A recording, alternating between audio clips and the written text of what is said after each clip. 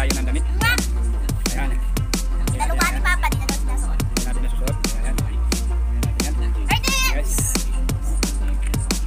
1, 2, 3, 4, 5, 6, 7, 8, 9, 10, 11, 12, 13, 14. Ayan si Ate, oh. Lupit, oh.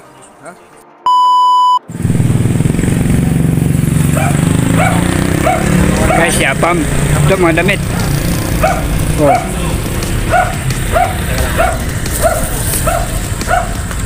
Ang umigay doon. May tali dito na lang sa babaw. At eto nga guys, at kami ay nagpe-prepare na. Okay, to Tayabas, Quezon Province again. At sa pagkakataong ito ay kami po ay mamimigay muli ng mga damit na kailangan nila roon. Yan. Dito na nga po kami sa crossing Dasmariñas City, Palapala. Ayan. Okay. At kami po ay patawid na papuntang Laguna. Ang dadaanan po namin dito ay GMA Cavite, then Carmona. Katapos ng Carmona ay Binyan, Laguna na. Okay guys, dito nga set up ng sound music para tanggal antok. Carmona Cavite na kami. Nasa Carmona Cavite na kami. Set up ng sound music para sa pagbiyahe ay hindi antukin. Ayan na po ang aking driver. Si Pitts ay namimili na ng mga kanta na nagpapatanggal o nagpapaalis ng antok. Okay. At ngayon ay sineset up pa rin niya ang music. Medyo naabala kami ng konti, pero eto na, ready to go na. Okay, ride to go pala. Okay, ride to go. Tuloy-tuloy nito dahil may music na. Sigurado hindi na antokin. Okay, eto na, papasok na kami ng Binyan, Laguna. Wala na po kami sa Cavite.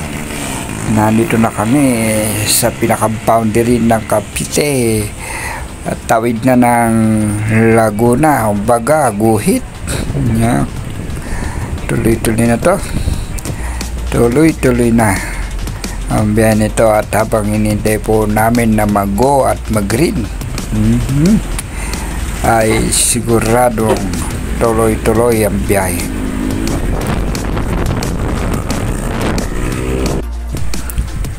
Ayan, tuloy-tuloy lang po ang aming biyahe. Nandito na naman kami sa traffic light, stoplight. Naghihintay na naman kami ng go. Ito ay bahagi pa rin na Binyan, Laguna. Ayan, maganda ang biyahe talaga pagka gabi dahil medyo may kaluwangan ang kalsada. At kung ito ay araw, tiyak sigurado ay traffic. Yan, ito yung kalimitan namin dinadaanan dito na mayroong stoplight, tapos mayroong kasulat na umbriya. Ayan na nga po, tuloy-tuloy ng biyahe. Next to Santa Rosa na kami mga kaibigan. Next to Santa Rosa. Okay, tuloy-tuloy pa rin ang biyahe. Okay, mga ano dito, nakakabit na yung mga kandidato sa kanilang mga tarpaulin. Go na kami. Go na ulit. Tuloy-tuloy lang ang biyahe. tuloy-tuloy ang biyahe na medyo umaambon. Okay, buti na lang at hindi kalakasan. Ayan, kita-kita po talaga sa kalsada kung paanong basang-basang kalsada dahil nga hindi na namin makayanan pa ang pagpatak ng ulan. San Pablo, Laguna, 11:59 PM to 2025 ng Pebrero, petsa 9. Umuulan sa bayan ito kaya need namin magkapote. Ayan po, dahil ang lakas ng tama ng patak ng ulan. Andito na nga kami sa Candelaria, Quezon Province, 1:45 na ng umaga. At ang petsa ay Pebrero 2025. Ayun, may bukas na 7-Eleven at doon kami mag-hot chocolate. Ayan, habang po si Pitts ay namimili sa bakery itong lagi namin pinagbibilhan. Ngunit wala nga po pala ang aming kaibigan na nakilala. Pangalan niya ay si Alaysa. Iba na po ang nagbabantay sa gabi. Ano kaya ang nangyari? Day off ba? Okay lang kung day off kaya ay wala na. Aabangan po namin yan sa susunod pagpunta nito kung siya po ay talagang day off lang o talagang wala na. Ayan, may mga namimili na rin. Ito ang 4 hours na open lagi na bakery dito sa Candelaria na siya naming paboritong binibilan para bumili kami ng pang-almusal at gayon din sa amin pong kakainin ngayon. Okay, marami pong salamat sa inyong pagtangkilik sa bakery nito. Ay, nag-promote pa nga. Thank you.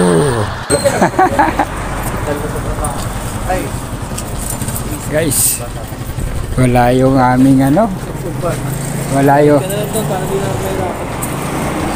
tawid na lang ako doon ha. Wala yung aming suki. Ano sabi? Di ba tinanong? Wala na tanggal na siguro. Ipit mo rito. Kaya ba? Dahan-dahan pa daw. Ay, tao ng 7-Eleven. 7-Eleven. Ay.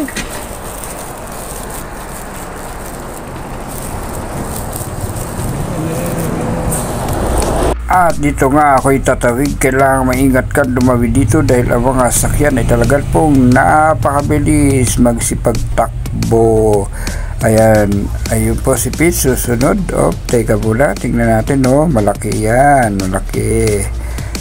Ayan, mabibilis, may ambulansya pa sa ating gabi. Ay, umaga na pala. Ayan, dito na ako sa 7-Eleven po pesto. Buti na lang at hindi umuulan dito sa Candelaria. Okay, San Pablo tapos Candelaria. Magkalapit lang na lugar, pero doon sa San Pablo ay maulan. Dito sa Candelaria tuyo, kaya okay na okay, tuyong-tuyo ang kalsada. Kaya dito na lang kami sa labas na mainam mag-almusal.